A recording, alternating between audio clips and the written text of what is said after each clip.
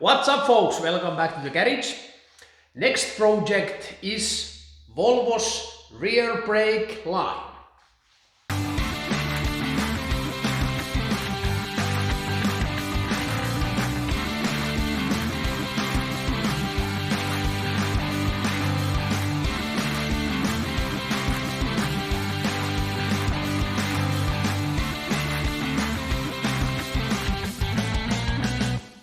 In last Volvo video I showed that the rear brake lines are leaking. In the back there is two brake pressure regulators and they might be broken and leaking, or then the line is totally corroded. But next I will stop talking and I put my camera on stand and I start working, and after that I will show you the damage.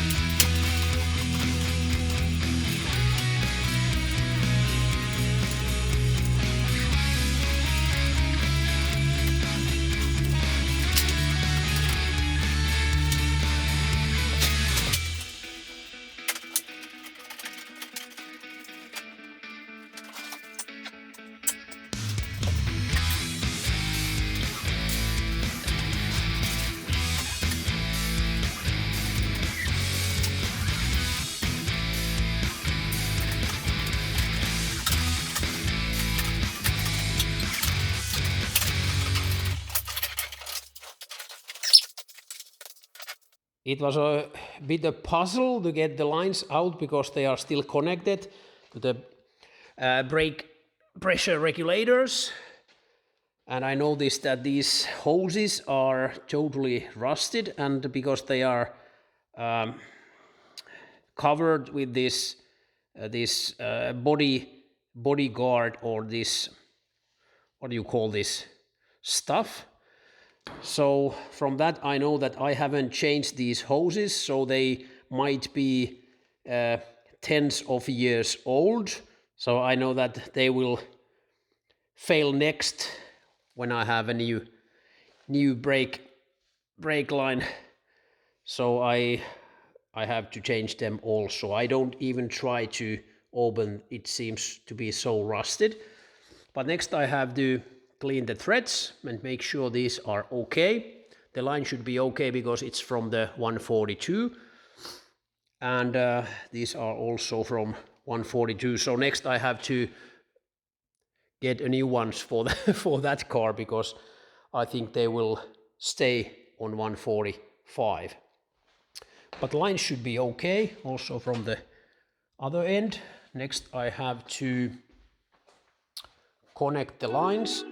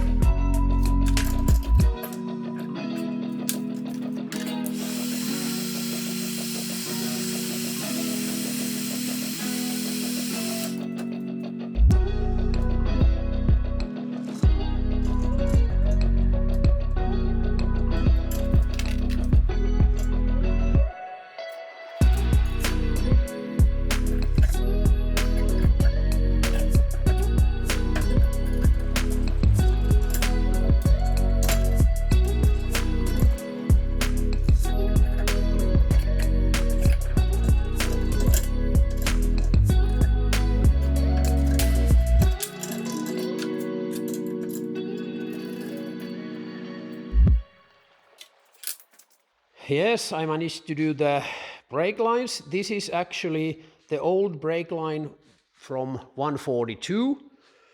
The originals from this car, they were broke from the end, so I cut the lines, and as you saw, I managed to remove the lines quite nicely from. I will use these ones, these originals, because when I remove the rust, they seems to be okay, and the threads are much better than in these ones.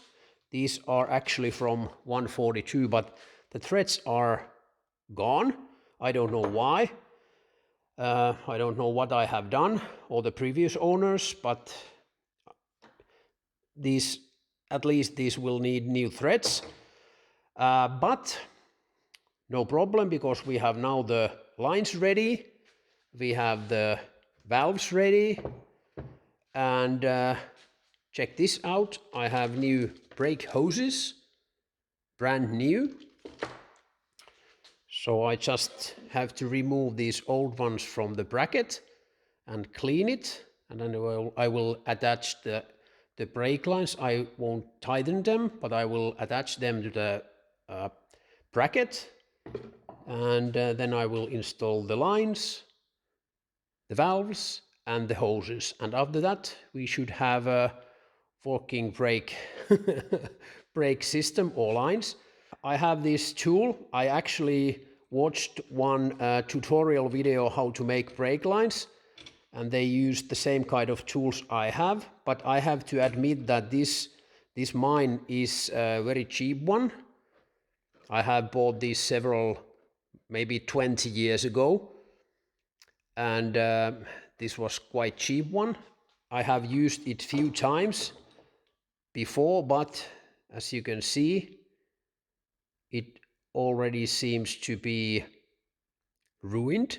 So never buy cheap tools like I do. The worst thing you can do is buy poor tools, and then you don't manage to finish your project because poor tools. Well, the good ones are a little bit expensive, but I probably will also buy a little bit better toolkit for the brake lines. And I noticed that I actually bought already a copper line. This is 100% copper, and as you can see, it is very easy to work with. It's so soft, and I think these original lines, they are some kind of mixed. I don't know the word in English, but I think there's some other materials also than copper in these lines. They are much harder than the copper, so it was much harder to work with those those lines. But I will put my camera away for a while, and I'll be back after I have managed to do something.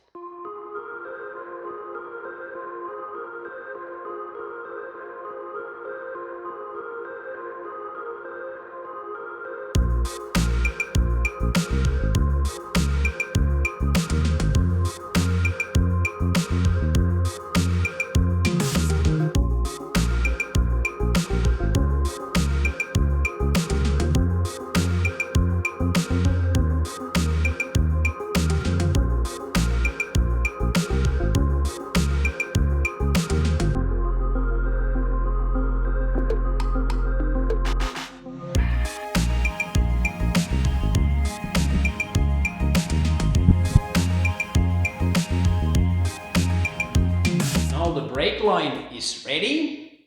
I already filled the tank, and there's no brake fluid on the floor yet. It's getting late, and I'm alone here in the garage, so I don't have a friend to help me with the brakes, and I can't bleed it right now, but I will do that later. But now everything should be ready. Fitting the hard line was It took a lot of time because I didn't remove the gearbox bracket, and there was the handbrake wire was also on its place, so it was a little bit difficult to get it on the right place. But as you saw from the slow motion video, the line is now ready. I managed to put the hoses, and actually the hoses were quite easy thing to change, but the hard line was was a tricky one. But now everything should be ready. I already filled the tank like I said, and now I will let it rest for the night. Next I have to weld the back door, and after that, when I have bleeded the brakes, I will take this car to the windscreen shop. And well, yeah, the rear axle, because now the diff is welded, I can't do the MOT with this diff, so I'm figuring out, should I change the whole axle, or should I just take one rear axle out and grind the bores away, so like that I could get slippery differential. But I'm so cheap that I don't know if I want to do that to my axle, so probably I will change the whole rear, because that way it is much easier to paint that one also, and the other one should be just the bolt-on version. But hey, thanks for watching. Please give me a thumbs up, comments down below, and if you haven't subscribed to the channel yet, do it right away, and also remember to press the bell. Thanks for watching, and see you soon!